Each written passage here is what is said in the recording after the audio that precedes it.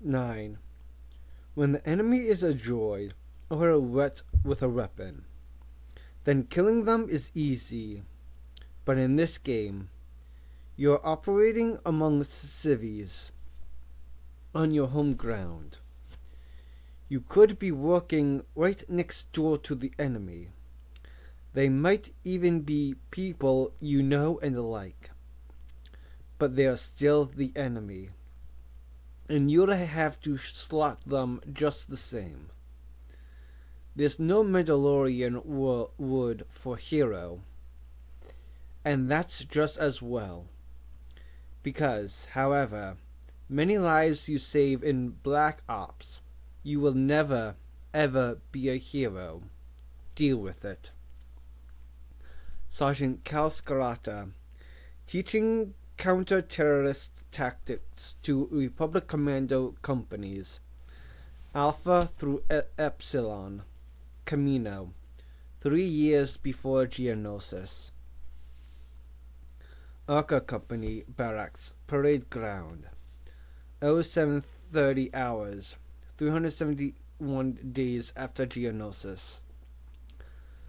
The missile skimmed the top of Etaine's head and bounced off the force shield she had instinctively thrown up to protect her face.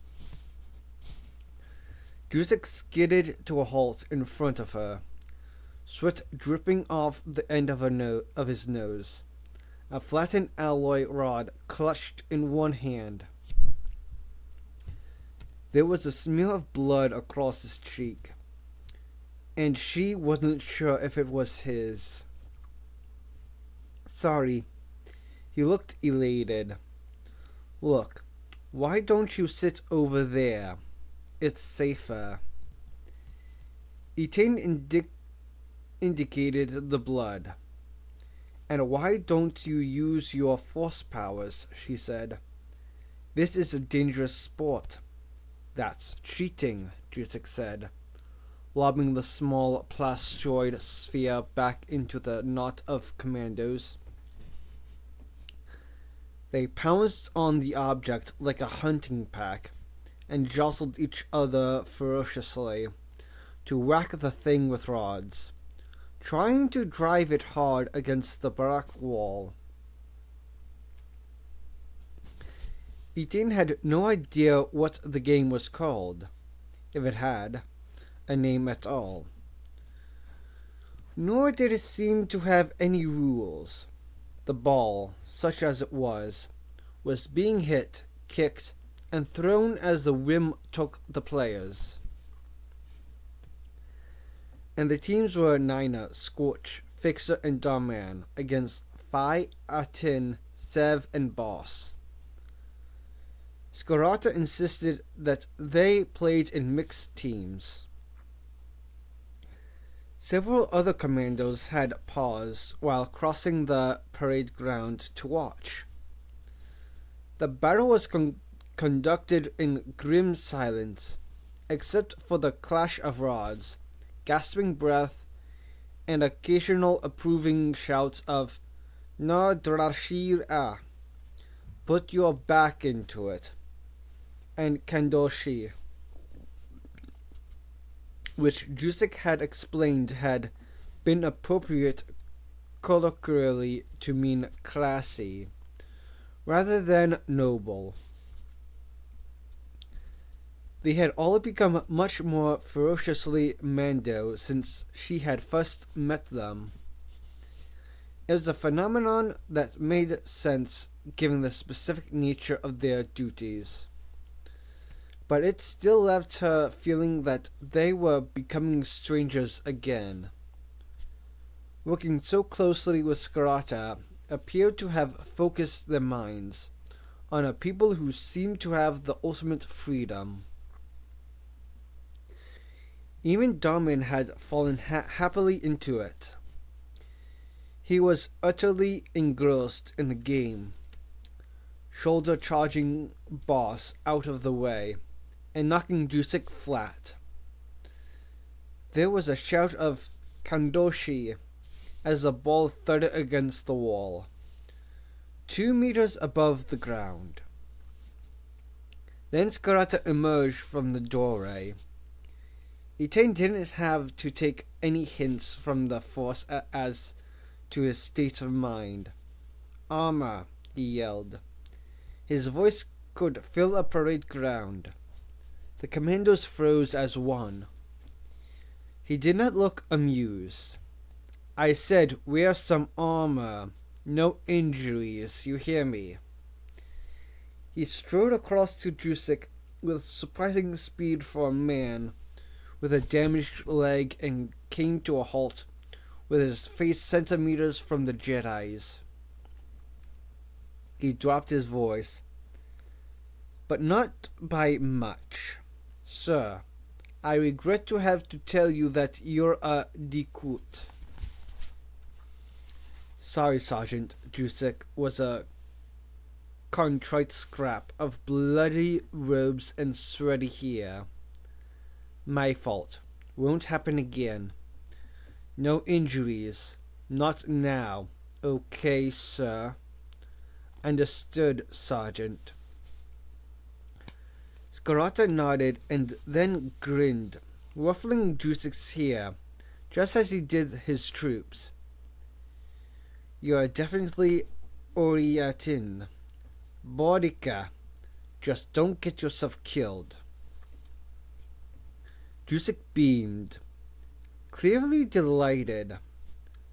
Scarata had not only told him that he was exceptionally tough, but he had used the most affectionate form of his name. Now he was Little Bardan, and thus one of Scarata's clan. He jogged off after the commandos and disappeared inside the building. Scarata ambled across to Etain and sat down next to her on the bench. "He's a gutsy little Dikut, isn't he? So it wasn't only a term of abuse, then. If there wasn't a war on, I suspect that Master Zay would have had a serious word with him by now. Bardan's become very attached. Being a loner might make a warrior, but it won't make a soldier." "Where were you educated?" Scarata was looking straight ahead rather than at her, and his eyes creased at the corners for a brief moment. "On the street, on the battlefield, and by a bunch of very smart little boys." Etain smiled. "I wasn't being rude, just curious." "Fair enough. I had to analyze and explain everything I taught my gnolls for 8 years. It wasn't enough for me to show them the right way to fight. They wanted me to rationalize it. They shredded me with questions. Then they'd feed it all back to me in a way I'd never seen it before. Amazing." "Do we get to meet them all? Are they all like Ordo?" "Maybe," Scarata said. "They're deployed in various locations." It was his non-committal answer. "Don't ask, and they're all of the same caliber, yes." "So, out of a strike team of 12, you have 11 tough men, ain't Atin, yes? And me. I can't help feeling I'm not going to be much use." Scarata took out a chunk of something brown and woody and popped it into his mouth. He chewed like a Gadan, as if he were gnawing on off someone's arm. "Atin aid," he corrected. "Oh, you'll be plenty of use. I suspect you will have the hardest job of all. Whatever it takes, I know. Sergeant, is this going to become clear at the briefing? It's not a secret. I just want everyone to have the full picture at the same time. Then we ship out and disappear. I hear you've done that before. Kurioval da, yes. I've been those who no longer exist. Before you get used to it, it has its plus points. He got up and walked towards the barracks. Etain following. His limp was far less obvious today. How did you hurt your leg? She asked. I didn't follow orders. I ended up with a Verpine shatter gun round through my ankle. Sometimes you need to learn the hard way. Never got it fixed?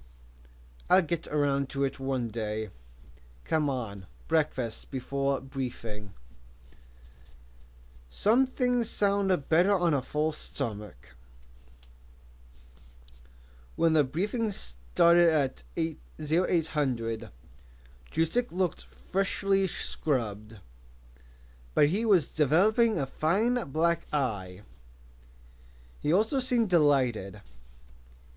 Etain envied him, his capacity for finding joy in the most unlikely places, just like Darman did. Omega and Delta appeared to have broken up as squads completely. They took their seats, lounging around in their black bodysuits, but they no longer sat in their own tight groups. Aten and Sev still exuded a sense of distance, but Scarata's crash course in being buddies appeared to be working. There was also the small matter of the Wookiee who had walked in. Scarata directed the creature to a bigger chair and locked the doors. It was the one who'd piloted the taxi. Ordo, have you swept the room for bugs? Yes, Sergeant. Okay, ladies and gentlemen, this is strictly for those in this room. If anyone wants out, now's the time to say. Observe the complete lack of movement, Sarge, Scorch said. Nobody's passing on this one. I didn't think so. From now on, there's no general or sir or sergeant or designated codes, and no Jedi robes. There is no rank. There is no chain of command beyond me. If I am otherwise engaged or dead, then you answer to order. Got it. The Wookiee threw him 2 bundles of clothing, and he lobbed one each to Etain and Jusik. She caught hers and stared at it. Plaincloths, kids. You clone lads are just soldiers on leave. And us mongrels are, well, Etain can pass for my daughter, and Boudica is a useful deadbeat I picked up on my travels. A gopher. The Wookiee emitted a long and contented thrill. This is Anaka, by the way. Scarata indicated the Wookiee with a polite flourish. She's our quartermaster and mobility troop. She'll secure supplies and transport for us. You ever worked with Wookiees? The commanders shook their heads, wide-eyed. Well, everything you've heard is true. He gestured to Ordo, and a hollow projection streamed from the Ark's glove onto the wall. It was a chart with arrows and labels on it. So here's what we have so far. 1. We have a point of origin for the explosives. 2. We think we have someone in GAR, logistics or support, or in the CSF, who is either passing information or being careless with it. Now, what we don't have is a link in the chain between the following terror cells: materials to bomb manufacture to placement cell, and placement cell to res and surveillance cells. In other words, the ones who tell them where to place the device and when to detonate it. Odo had his projection arm resting on his chair, and Val is trying to extract at least one link from the cell Omega lifted. But they might not even know what that link is, Scarta said. It's coming to use the equivalent of a dead letter drop to deliver stuff. The prisoners tested positive for explosives, so they might be the manufacturers. But I'd assume the devices are made on Coruscant, because it's simpler to ship bulk explosives than complete bombs. Given that you can't pretend bombs are for mining use, although neither is easy, so our best guess is that they're the procurement cell that buys the raw material. Jusik had his head cocked on one side. I take it that if we don't know this after a day, then Val is not having much success with his interrogation. May I volunteer to help him? Jedi have some persuasive powers as well, as ways of uncovering facts. I know, Scarza said. That's why Etane's going to do it. I need you out and about at the moment. Etane's stomach somersaulted. Is this a test? Jusik was watching her cautiously. He could definitely sense her discomfort. Perhaps he had tried to do the decent thing and save her from the duty. Or perhaps he was so caught up in being one of the boys that he really wanted to have a crack at a prisoner. Jusik had his own wary relationships with the dark side, it seemed. Okay, Etane said. You've killed hand to hand, and you've killed by unleashing missiles on Quilora under deep cover. You stabbed and crushed and cut, and taught the local guerrillas to do the same. And now you worry about manipulating minds. I'll do whatever I can. Good, Scarata said, and moved on as if she had simply volunteered to cook dinner. Now, the data Atin sliced is just a list of 35,000 companies using the freight service that Val's guests were apparently hitching a ride with. That means a lot of physical checking we can't do of ourselves.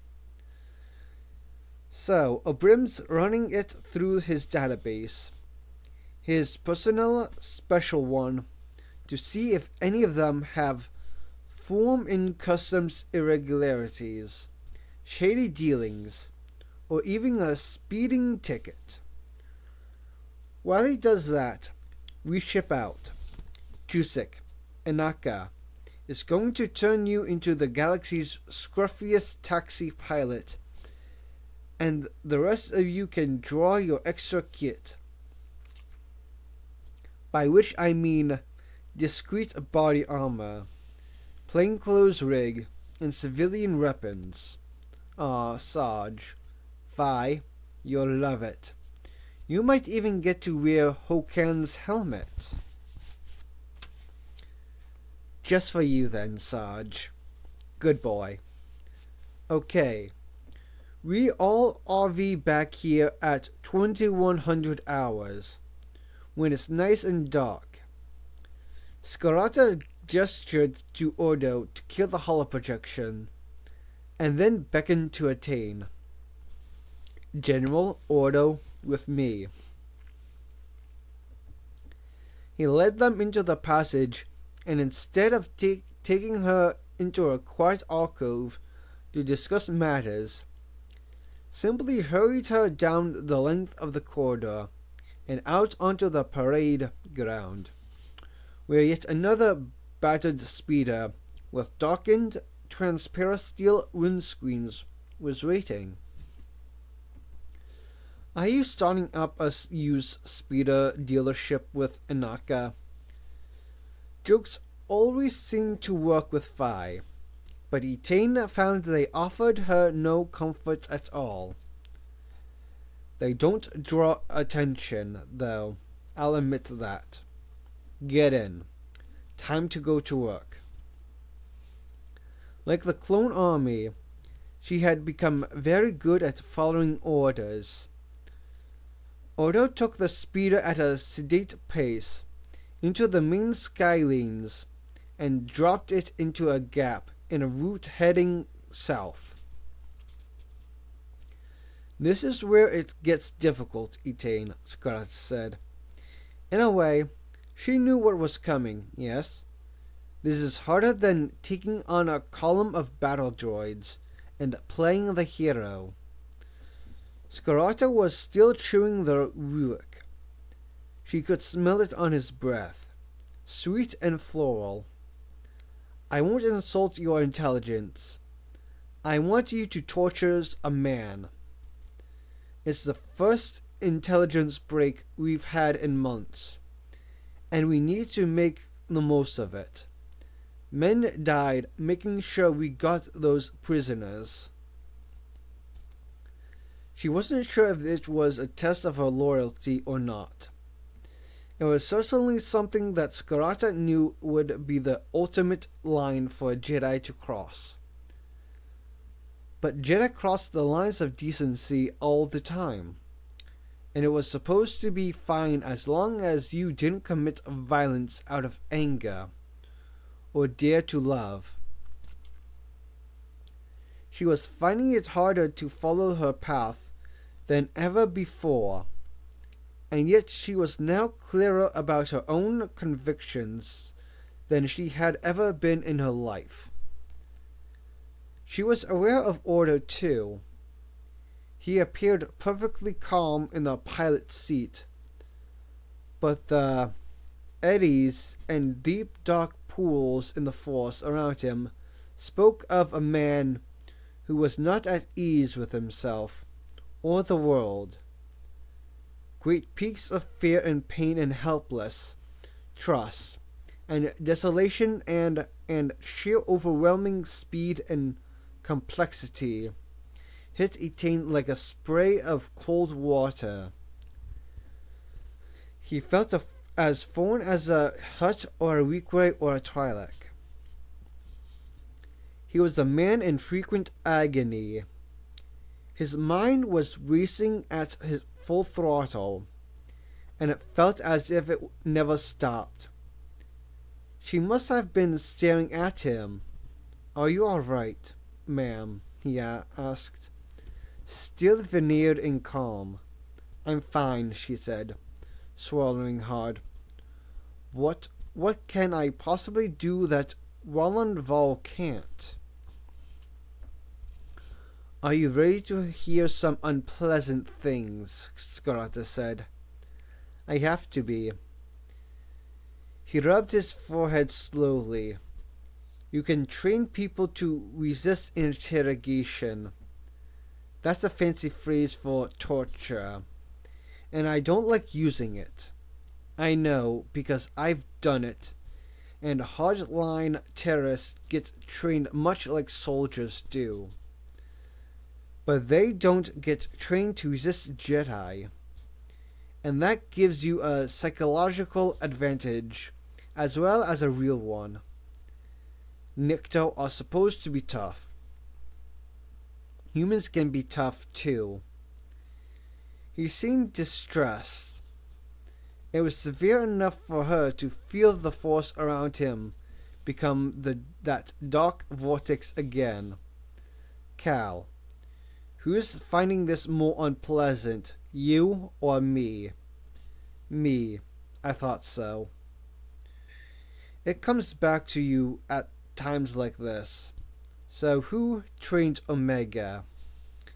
She felt the faintest shimmer of distress in Ordo now. Me, said Scarata. Oh.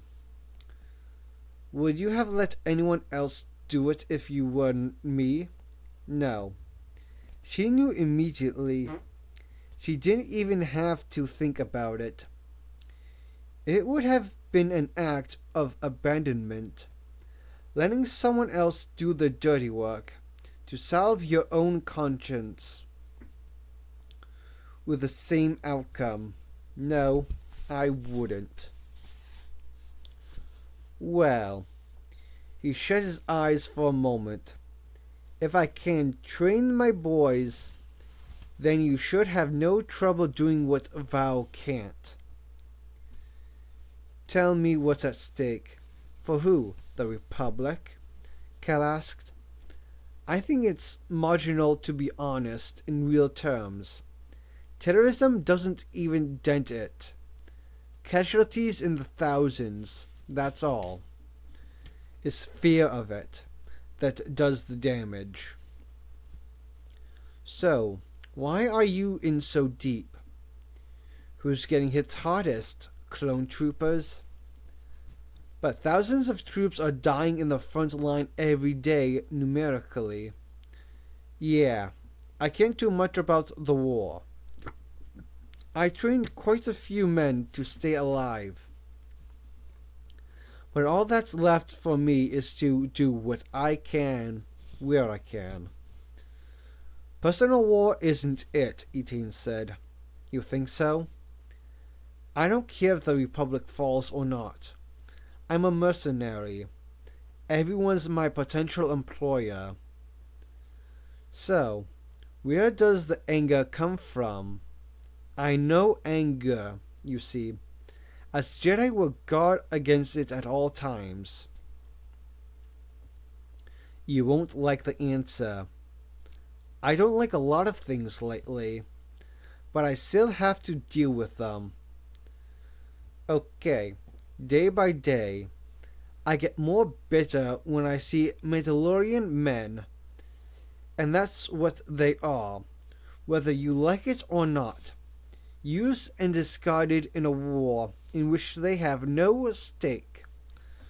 Scarata, sitting right behind Ordo, put his hand gently on the captain's armored shoulder, but not on my watch. Etain had no answer to that.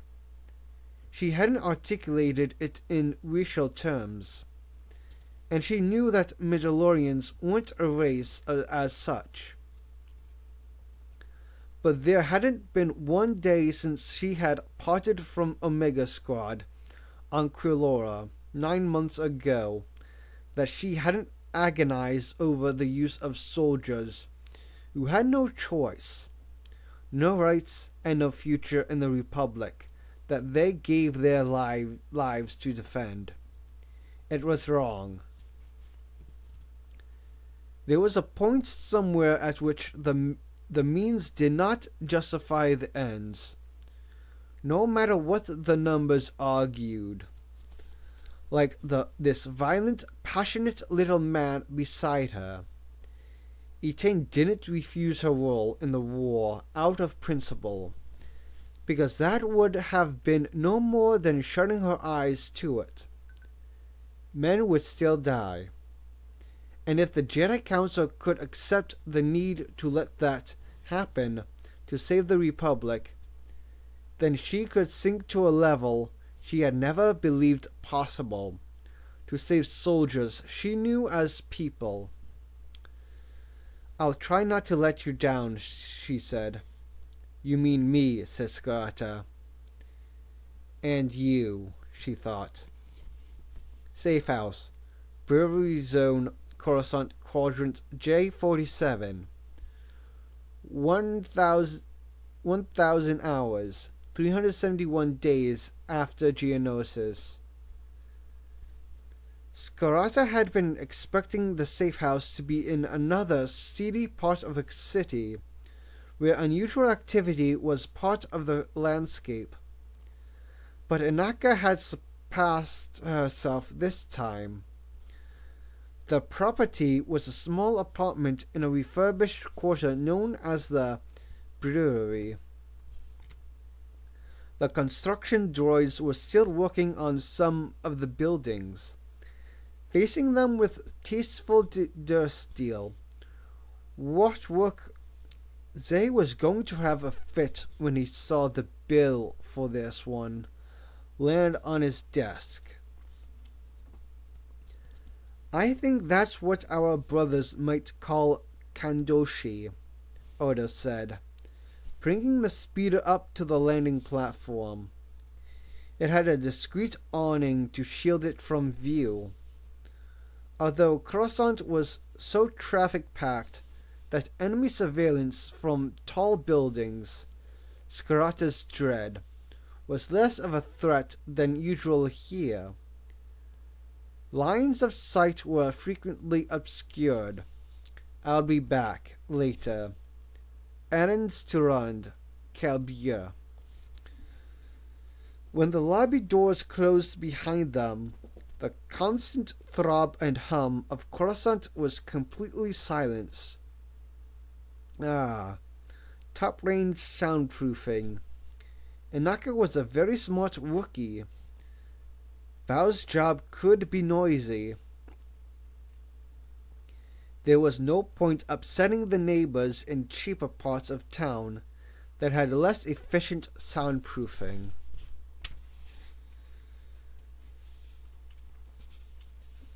And it was the last place Ordrul's colleagues would come looking for him. Etain had her arms folded tightly across her chest, her light brown wavy hair scraped back and braided except for the wiry bits that had escaped and sprung into coils. Even her new civilian clothes already looked as if she had slept in them. She had a veil of freckles and an awkward gait. Just a schoolgirl armed with a lightsaber, nothing more. You up to this, Adika? Little one. Scarata slipped accidentally into being the reassuring father. But he reserved judgment. Like him, she might just have made a point of looking at a lot less trouble than she actually was. If not, walk away now. And if she did, what would he have to do?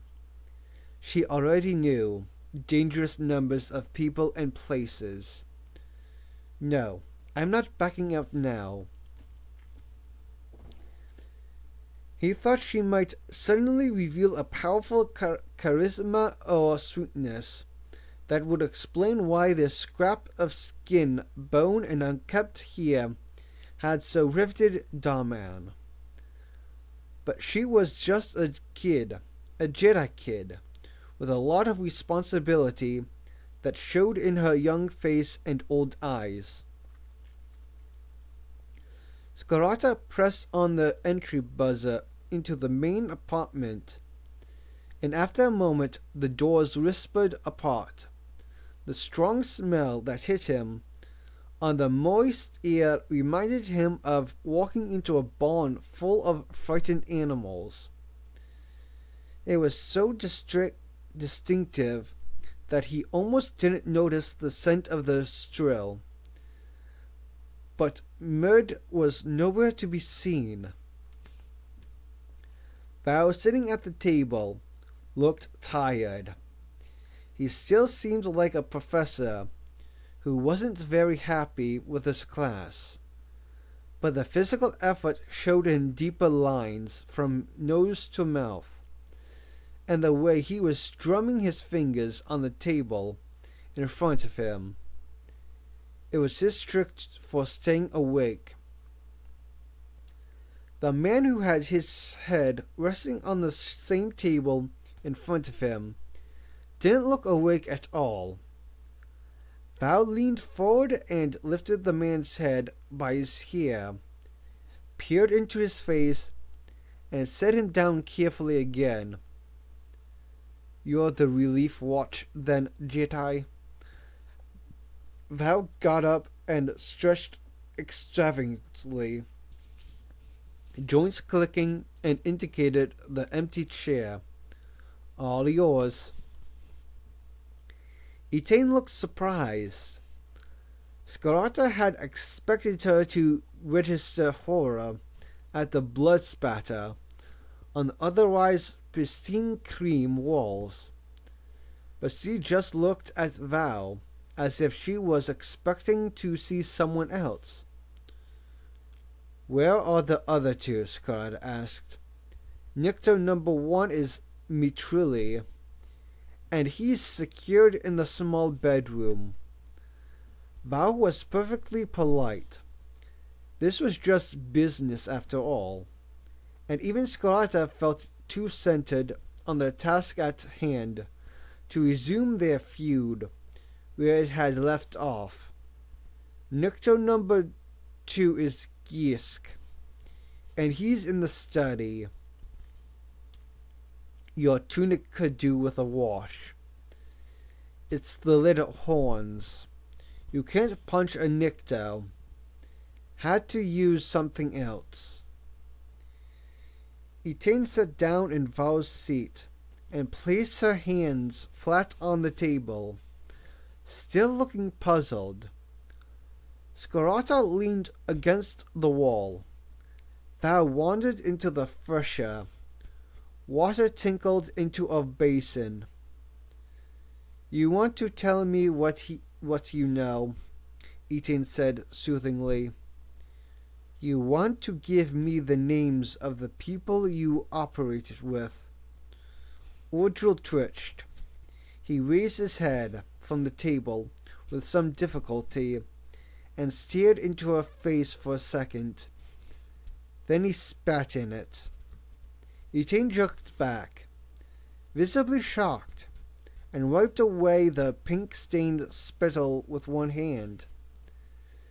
Then she composed herself again. "Keep your sticking mind tricks to yourself, Jedi," Ordril hissed.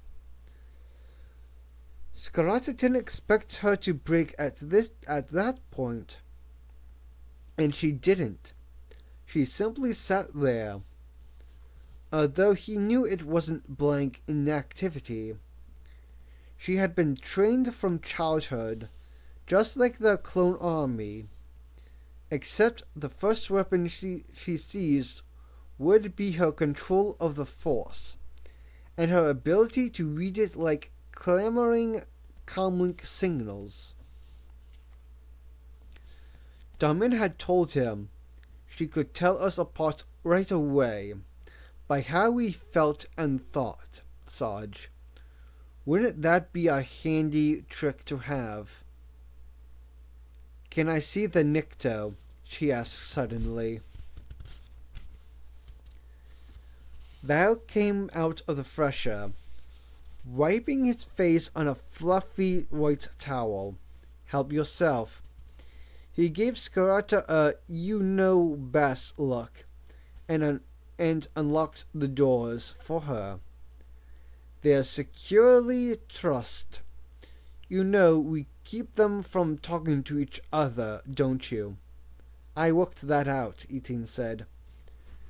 She disappeared into one room for a minute, and then came out and went into the other. When she emerged again, she walked up to Scarata and Val and lowered her head. "I'm pretty sure those Nicto have no information, and no, they don't have it," she said quietly. "People have useful information all the time, and don't know it," Scarata said. We piece the apparently useless stuff together and come up with connections. What I mean is that they have this distinct sense that they're just afraid of dying. Val shrugged. So much for Nicto Grit, eh? Every creature avoids death. The difference is that Ordrul is afraid of breaking. It feels different to me. It's not animal dread. It's not as deep in the Force. Etain had her fingers meshed in that Jedi way that made her look as if she were wringing her hands. I might as well concentrate on him. He has information he's afraid to reveal. They watched her walk the few meters back to the main room and settled down at the table opposite Ordrul again and stare at him. Val shrugged. Oh well. At least I can have a nap while she's minding the shop. Then I can get back to work with more tangible methods. There was a sharp gasp from Ordrul, and Val looked around. Whatever Etain was doing, she wasn't even touching him, just staring. Cal, those people scare me more than Ordrul does, Val said. I'm just going to get my head down for a couple of hours. Wake me if she gets anywhere, or kills him, of course. It was about 10:30 in the morning, when people were going about mundane business in the city. It felt like an odd time of day to be conducting an interrogation. Scarata somehow felt they were always carried out in some permanent night. And Etain showed every sign of being up to the task. From time to time, she would lower her head as if to try to get a better view of Ordrul's expression, while he sat face down at the table, fingers knotted in his pale hair as if he had a blinding headache. Scarata wanted to ask her what she was doing to him, but he was worried it would break her concentration. And she was fixed completely on the task in hand. Her blink rate had slowed so much that she appeared to be frozen, except for the pulse in her throat. Ordrul would occasionally pant and squeal, writhing as if he were attempting to crawl into the very surface of the table. Scarata walked away and went to stare at the Nicto for a while. When he came back into the room, Ordrul was making little hiccuping sobs. Etain, face level with his, was talking quietly to him. Can you see it, Ordrul? Can you see what happens? Scarata watched. Ordrul. The man whined exactly like her shrill, a thin animal noise. I can't. Fear of being wrong is worse than pain, isn't it? It just eats you and you can't shut it off. Are you right? Or are you as bad as the Republic you hate? Are we really the enemy, or are you? Look at the helpless pawns you kill. So that was what she was doing. Scarata had wondered if she was using her force powers to cause real physical pain, but she had cut to the chase and recreated the stuff that pain did to you anyway. It made you fear for your sanity long before your life. He had to hand it to her. It was non-lethal, and not that far beyond the usual mind influence. Maybe she was struggling to find an ethical limit in her own mind. Maybe it was her own nightmare, the worst thing she could conceive. She kept it up for an hour. He had no idea whether she was suggesting terrible images and consequences in his mind, or if she was simply flooding him with adrenaline against his wishes. But whatever it was exhausting him, and her with it. Eventually, Orjul broke down, sobbing, and Etain shuddered and looked disoriented, as if coming out of a trance. Scarata grabbed Val's shoulder and shook him awake. "Get in there. She's broken him down enough for you to finish the job." Val looked at his chrono. "Not bad. What's up? Don't want to let her face the real consequences? Just do it, will you?" Val strung his legs off the bed and stalked into the main room to usher Etain from the chair and steer her and Scarata toward the doors. "Go and have some Fizzade, Jedi." He turned to Orjul, who was staring after Etain with wide-set eyes. "She's just stepping out for some refreshment. She'll be back later." Scarata caught Etain's elbow. He wasn't used to grabbing small people. His lads were solid muscle, bigger and stronger than Etain. He felt as if he were clutching a kid's arm. He sat her down on the little bench at the back of the landing platform and took out his comlink to call for transport. "No, I'm going back in," said Etain. "Only if Val calls us back, Cal. Only if he really needs you, okay?" They were still waiting for order to collect them when Etain flinched and then looked back at the lobby doors. They opened, and Vowles wandered out, rubbing his eyes. There was a distinctive tang of ozone clinging to him, like a discharged blaster. "Retail zone, quadrant B, 85. Said Val simply. He held out his datapad with coordinates, but he hasn't given me a date. If he knows one, he was supposed to drop the explosive off in the warehouse, and someone would be along to collect it. He never knew who." Scarata sniffed the ozone scent again and switched to Mendoa.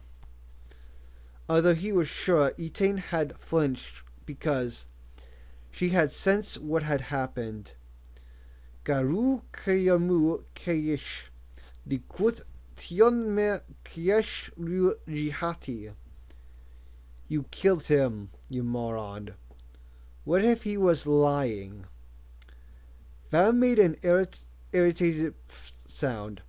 "Niru Kiramu Niklos me Oldru Jihati. Kashkori Taili Mirnia Vin Kiramu. Kaish. I killed the Nikto. If Oldru's lying, he knows I'll kill him." Oldru would be dead sooner or later anyway. No prisoners, not on this run.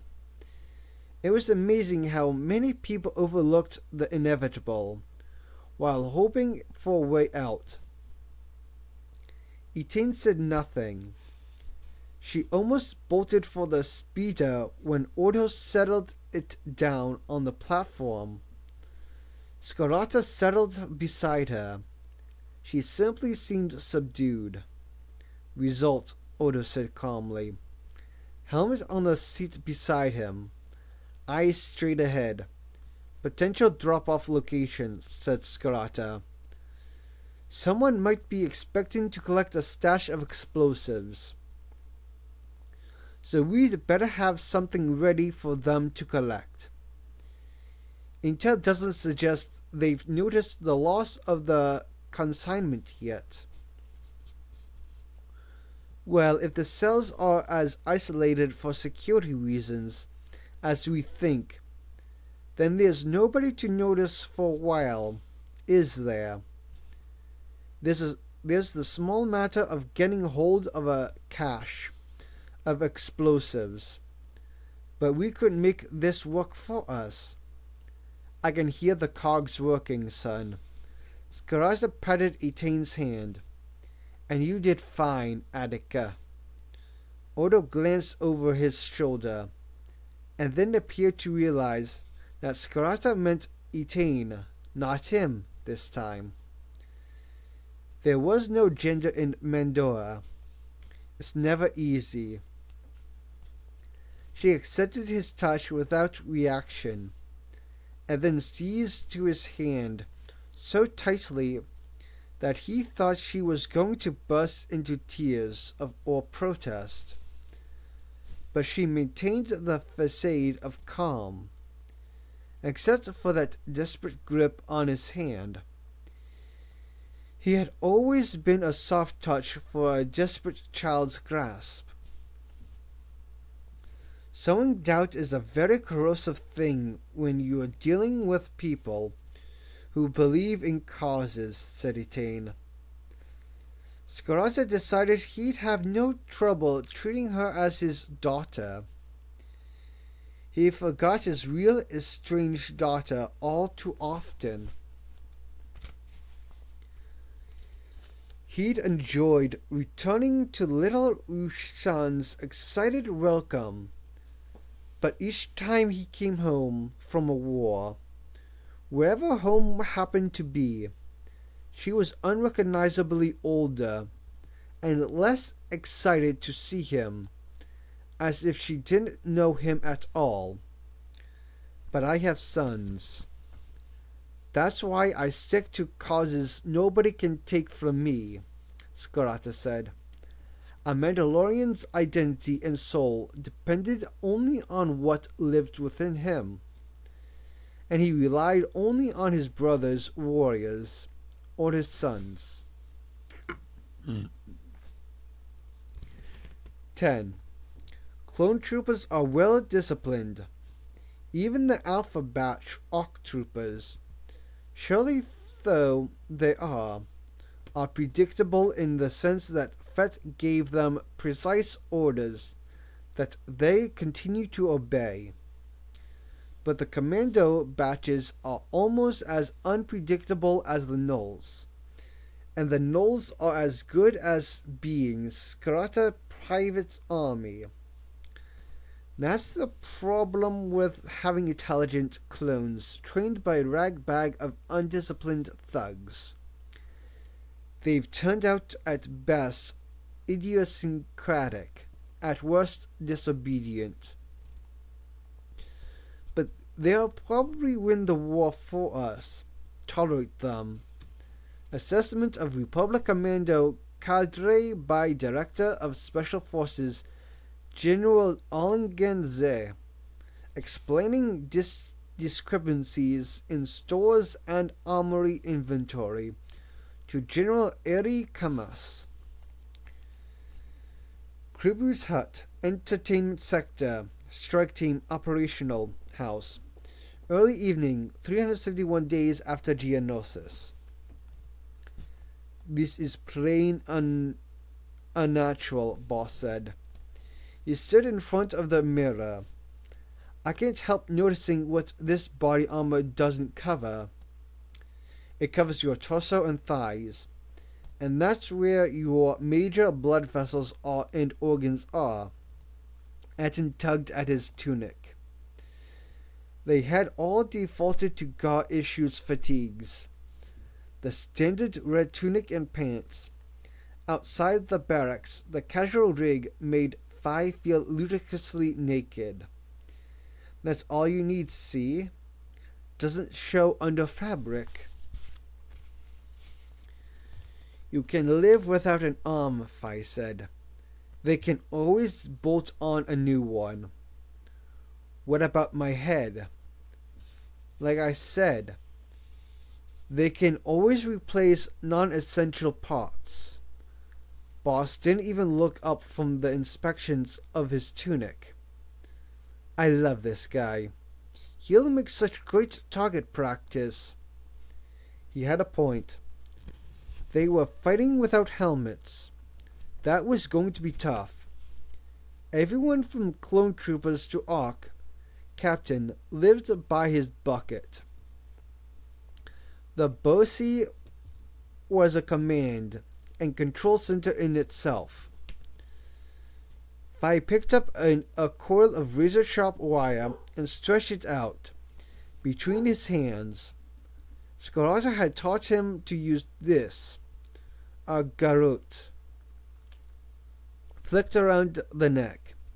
If your target had a neck, and pulled tight to slice or choke. There were all kinds of interesting devices and techniques that Skarata recommended. Other instructors had their own favorites, according to their commando training batches, but Cal's were clearly close-range personal ones. What was it he used to say? You need to be able to fight if you're cornered, in just your underpants, son.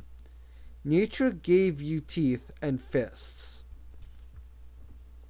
Sergeant Cal sounded as if he knew exactly how that felt. He certainly knew his techniques. The main room at the top of the seedy hotel, hastily soundproofed with a microanechoic coating over the walls and windows, was filling with jostling bodies. Drusik bounced in, clearly pleased with himself, and laid out a row of small beads and devices on the scratched black Duraplast table. Atten wandered over and peered at the hall. Where'd you get all that, Bardan? Drusik trapped one of the beads on his fingertip and held it out to Aten. Fi moved in. Whatever it was, he wanted one, too. Arc Trooper Oral standalone comlink. One each. No need for you bicease or anything too obvious. Just stick it in your ear. Plus, the Jedi took out a small transparent sack of what looked like powdered permaglass. Tracking marker. Never seen it before. Brand new from the labs. It's called dust. Microscopic transmitters. Scattered on a battlefield for pretty much invisible monitoring. You never know when you might need it. You liberated all that from stores, asked Fi, and procurement development. It all ended up in my pockets somehow. Captain Maze is going to go spare. That's okay. Odo can explain the necessity to him later. He listens to Odo. Where's Skarata? Sev asked. Maybe they're having trouble cracking the prisoners. Not Val. Fixer pocketed a comlink bead. Why did he need Etain then? Maybe to show her how it's done. Fi washed Darman's bristle. He waited for his brother to say something, but Dar swallowed whatever retort was forming, and went on fussing with a fit of the armor plates under his tunic. It wasn't exactly a secret that he had a soft spot for Etain, but nobody teased him about it either. It was one of those aspects of life that Scarata had taught them all about, but that none of them entertained much hope of pursuing.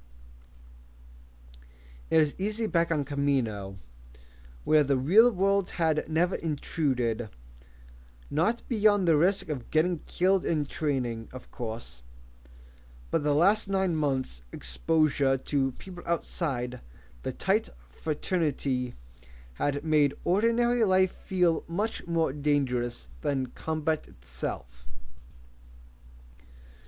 Because other people's lives were not ordinary at all. I went to the window, now obscured by a fine film of anti-surveillance gauze, and watched the promenade of tourists and locals along the walkways facing Kribu's hut. He didn't envy them their day-to-day existence.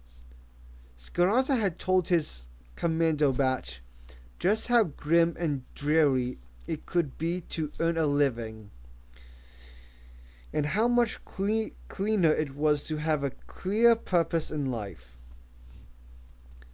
But he hadn't told them how it might feel to watch couples and families of all species.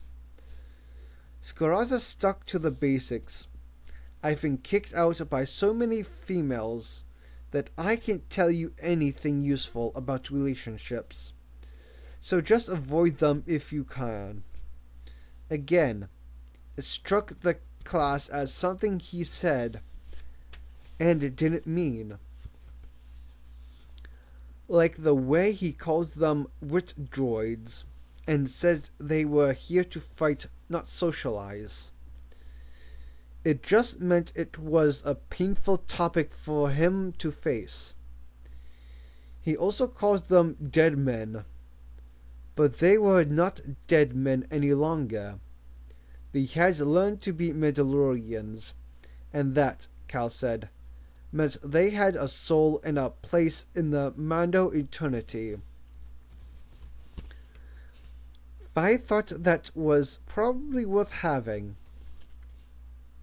The doors opened and all 8 commandos spun around to train a multi collections of modified civilian blasters on the opening.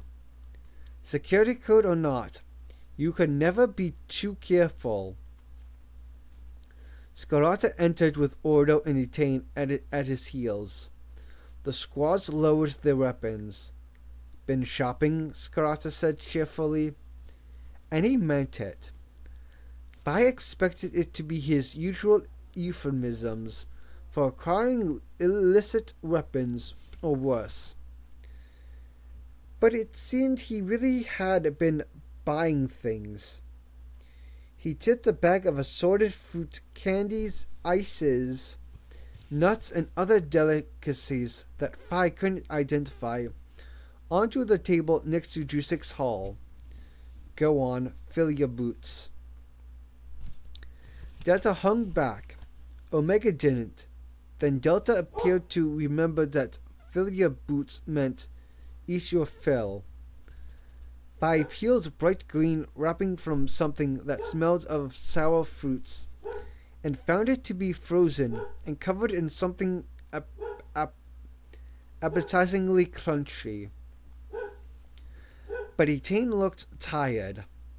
Jusik was watching her warily, as if something unspoken was going on between them.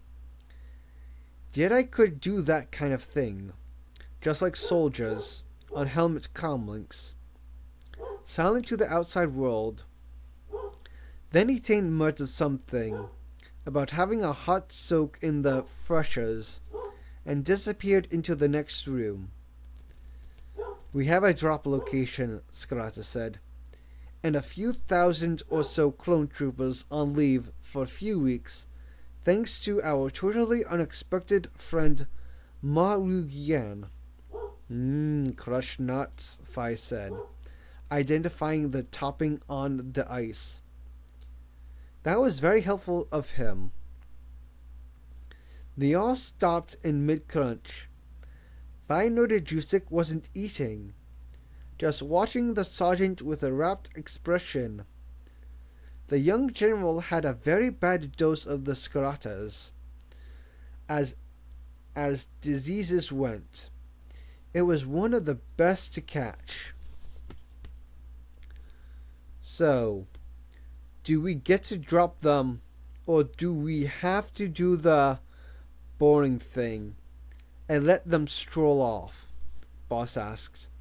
Nina gave him one of his funny looks, the kind that said he thought a bit of quiet contemplation was called for.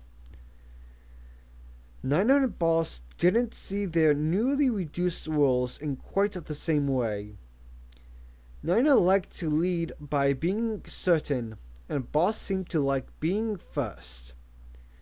This is a tracking job, right? Val made you into very impatient boys, Skarata said. Yes, this is where it gets boring. And you know what? You won't be any less dead if you get it wrong. He picked up some shira fruits and lobbed one each to the Delta team. And I really hope Val schooled you well in this, because I'll be pretty hacked off if you get trigger happy and blow this up. Boss looked hurt. I didn't think Delta ran to such delicate emotions. We're pros, Sarge. We know how to do this. What did I tell you? Sorry, Cal. It's just that we haven't even seen the enemy yet. Welcome to Anti-Terror Ops, Hotshot. They aren't droids. They don't line up and march at you. Didn't you listen to any of my lectures? Well, they can kill you and not even be on the planet when it happens. But you can track and kill them the same way. This is about patience and attention to detail.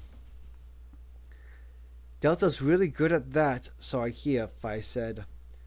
Sev gave him that blank, cold stare. It simply provoked Fi all the more. That's why they do their op planning with finger paints.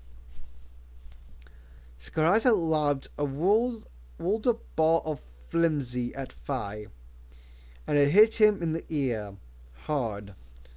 Okay, Ordo is going to score some credible explosives over the next few days, because that's going to be handy if we need to infiltrate the cells.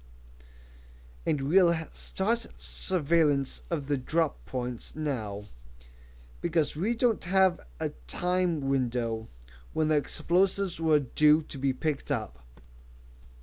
4 shifts. Fi and Sev as Red Watch, relieved by Dart and Boss as Blue Watch, relieved by Nina and Scorch as Green Watch. Fi noted Atin's process of elimination. He looked as if he'd been doused in cold water. Fi suspected he'd wanted to be paired with Sev, and for all the wrong reasons. That leaves you and Fixer as White Watch. So you stay focused, Skarata said, giving Atin a friendly prod in the chest. He spotted it too, but then Skarata spotted everything. One watch on observation, one on intel correlation, and 2 stood down. What about everyone else? Order's going undercover to find our mole, and Bardan and Etain will join the normal shift rotations until we need to break into a new phase. If needed, Val and Inaka will turn to as well and give us a hand. Jusik looking convincingly unsavory in ordinary clothing. and with his hair unbound, checked in snazzy S5 blaster. Yes, Zay would go nuts when he saw the bill for this op. Can we use the force, Cal? Course you can, Boudica. As long as nobody notices, or as long as you don't leave witnesses anyway. Same goes for lightsabers. No witnesses. Might look a bit obvious. When do we start? Boss asked. Scarata looked at his chrono. 3 hours time to eat, I think. Sev elbowed Phi a little too hard to be friendly, but not hard enough to start a fight. So you and me. The brains and the mouth. Don't get me killed. I'm slumming it. I usually work with ARC captains. Watching normal people leading normal lives. I'd rather charge a droid line. What happened to my certainty? Do the others feel like this? But there's a war on, so sacrifices have to be made. Can you do the dumb trooper act? You mean you're not doing it now? I hope you're as good as you talk, nerd. Count on it, Phi said, and noted that Daman had wandered off in the directions of Etane's exit. Sometimes I'm not very funny at all. Etane felt she had held out pretty well, all things considered. It was only when she closed the refresher door that she let herself vomit uncontrollably, until tears spilled down her face and into her mouth. She ran water into the basin to cover the sound, and choked on her sobs. She'd been so convinced she could handle it, and she couldn't. Ripping into Audril's soul had been even harder than outright physical violence. She had stolen his conviction from him, which was no great evil until set in the context of the fact that he would, she knew, die very soon without even the comfort of his beliefs. Broken and abandoned and alone. Why am I doing this? Because men are dying? When do the ends cease to justify the means? She vomited until she was convulsed by dry heaves. Then she filled the basin with cold water and plunged her head into it. When she straightened up and her vision cleared, she looked into a face she recognized, but it wasn't hers. It was the hard, long face of Roland Vow. Everything I've been taught is wrong. Vow was all brutality and expedience, as clear an example of the dark side for a Jedi as any she could imagine. And yet there was a total absence of conscious malice in him. She should have sensed anger and murderous intent, but Vow was just filled with nothing. No, not nothing. He was actually calm and benign. He thought he was doing good work, and she saw her supposed Jedi ideal in him, motivated not by anger or fear, but by what she thought was right. She now questioned everything she'd been taught. Dark and light are simply the perpetrator's perception. How can that be right?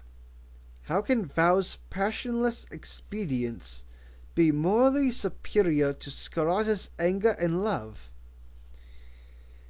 Etane had struggled for years with her own anger and resentment.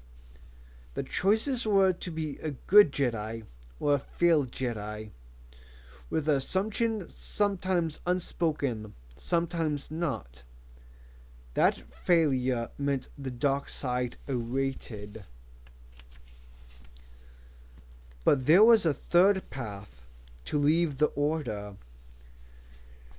She wiped her face on the towel and faced a hard realization. She remained a Jedi because she knew no other life. She pitied Orgel, not because she had tortured him, but because he had been robbed of the one thing that held him together, his convictions, without which he had no direction. The truth was that she pitied herself, devoid of direction, and projected it onto her victim by way of denial. The only selfless thing I have ever done that was not centered on my own need to be a good, passionless, detached Jedi was to care about these cloned men and ask what we're doing to them. And that was her direction. It was so very clear, but she was still raw and aching within revelation didn't heal. She sat on the edge of the tub with her head resting on her knees. "Ma'am, what's wrong?" It was Darmin's voice. It should have been the same as every other clone's, but it wasn't. They all had their distinct nuances in accent, pitch, and tone. And he was Dar. She could sense Darmin's across star systems now. She'd wanted to reach out to him in the Force many times, but feared it might distract him from his duty and endanger him. Or if he knew it was her and didn't welcome it, annoy him. After all, he'd had the choice of staying on Kulora with her, and he had opted to stay with the Scrod. What she felt for him now, the longing that had developed only after they parted, might not be mutual. He called out again, "Are you okay?" She opened the doors, and Darmin peered in.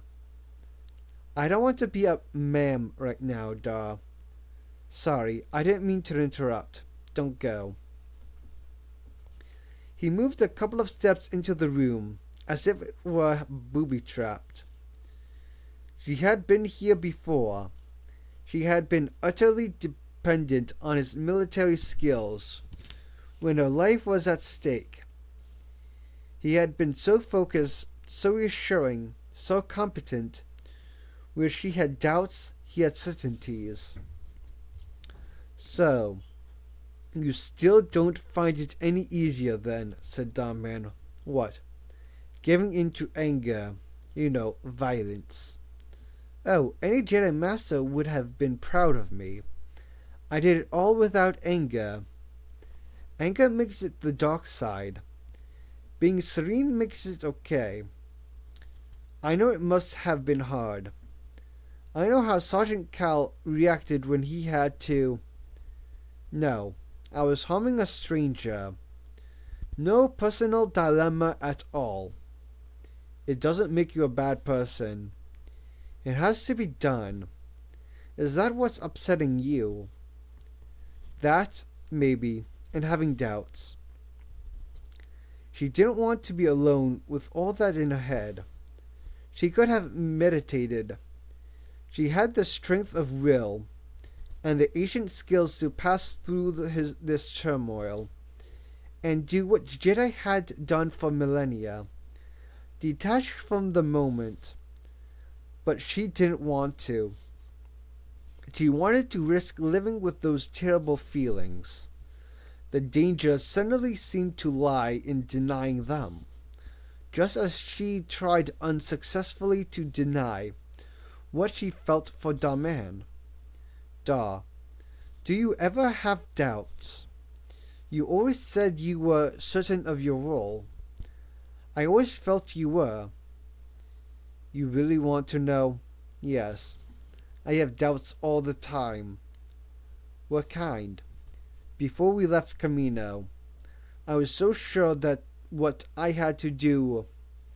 Now, well, the more I see of the galaxy, the more I see of other people, the more I wonder, why me? How did I end up here, and not like the people I see around me in Coruscant? When we win the war, what will happen to me and my brothers? They weren't stupid. They were highly intelligent, bred for it, in fact. And if you bred people to be intelligent and resourceful and resilient and aggressive, then sooner or later they would notice that their world wasn't fair and begin to resent it. I ask that too, Etain said. It makes me feel disloyal. It's not disloyal to question things. It's dangerous, though, Damin said, for the status quo. Sometimes you can't argue with everything, like orders. You don't have the full picture of the battle, and the order you ignore might just be the one that should have saved your life. Well, I'm glad you have doubts, and I'm glad I do too. Damin leaned against the wall, all concerned. Do you want something to eat? We are going to risk Kribu's nerf in Glokar sauce. Squashed reckons it's probably armored rat. I'm not sure I can face crowds right now. You might be overestimating the popularity of Kribu's cuisine, he shrugged. I could probably get the cook to stun the thing with my dice and send it up by room service. That was Damin all over. He had relentlessly positive nature. It was her job to inspire him, but he'd been the one on Quilora who had made her get up and fight time after time. He'd changed her forever. She wondered if he had any idea how much he was still changing her life now. Okay, she said, but only if you keep my company.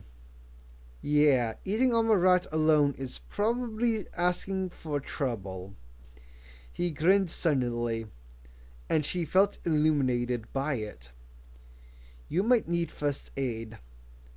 Nina's voice interrupted from down the passage. Daw, you coming with us or what? Fi and Sev are supposed to be on watch. No, I'll get something sent up. They can head on down with you.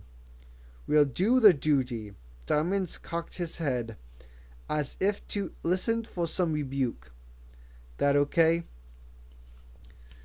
This time it was Scarra's voice. Do sakes, please. Not something safe like eggs. Steaks, we fear nothing. Suddenly, Etain felt an urge to laugh. Fi might have been the comedian, but Daw was genuinely uplifting. He wasn't trying to suppress pain. She also found him distractingly handsome, even though he looked identical to his brothers. She adored them as friends, but they were not Daman, and somehow they didn't even look like him. Nobody else ever would be that precious to her, she knew that. Well, what shall we do now? He asked. Not the lightsaber training for the start. You really whacked me with that branch. You told me I had to. So you take orders from clones, do you, General? You kept me alive. Ah, you'd have done fine without me. Actually, no, said Etain. Actually, I wouldn't have done fine at all. She looked him in the eye for a few moments, hoping that Domin the man would react to her. But he simply stared back, a bewildered boy again. I'd never been that close to a human female before. Did you know that? I guess as much.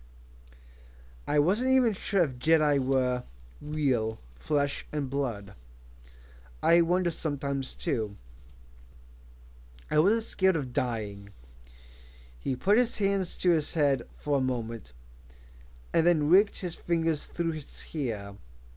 That gesture she'd seen as karate. I was afraid because I didn't know what I was feeling, and the service droid buzzed to be let in. Perfect. Domin's shoulders sagged a little. He got up and took the tray from the droid, looking pink-faced and annoyed.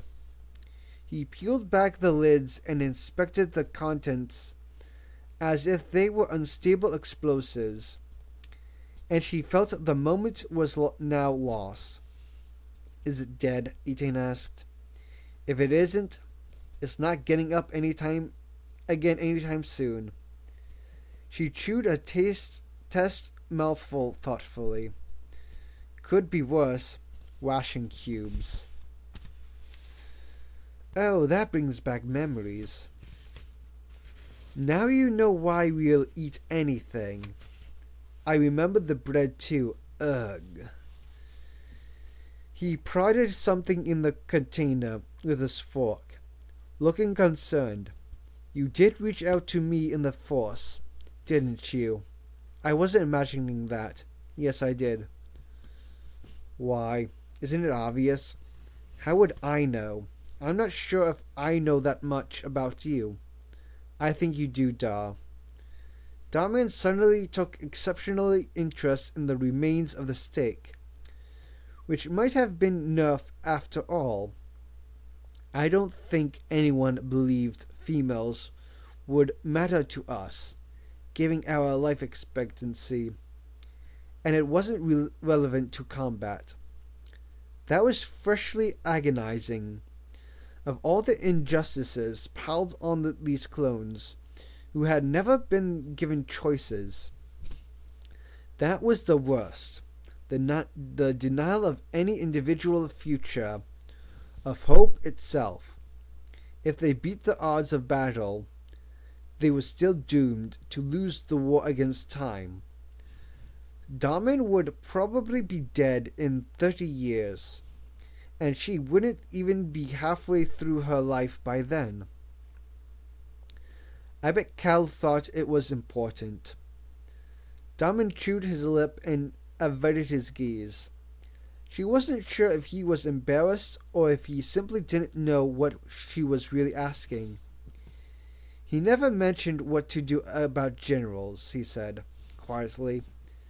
My master never specifically mentioned soldiers either. I hear you ignore orders anyway. I was afraid I'd never see you again, Da. But you're here now, and that's all that matters. She held her hand out to him. He hesitated for a moment, and then reached across the table and took it. We could be dead tomorrow, both of us, she said. Or the next day, or next week. That's war. She thought of the other Phi, whose life had ebbed away in her arms. And I don't want to die without telling you that I missed you every day since you left. And that I love you, and that I don't believe what I was taught about attachment any more than you should believe that you were bred only to die for the Republic. This was breaking all the rules. But the war had broken all the rules of peacekeeping, Jedi, and in a civilized republic anyway. The Force wouldn't be thrown into turmoil if a mediocre Jedi and a clone soldier who had no rights broke just one more. I never stopped thinking about you either, said Darman, not for a moment. So, how long does it take two squaws to finish their meals in the bar? Long enough, I think, said Darman.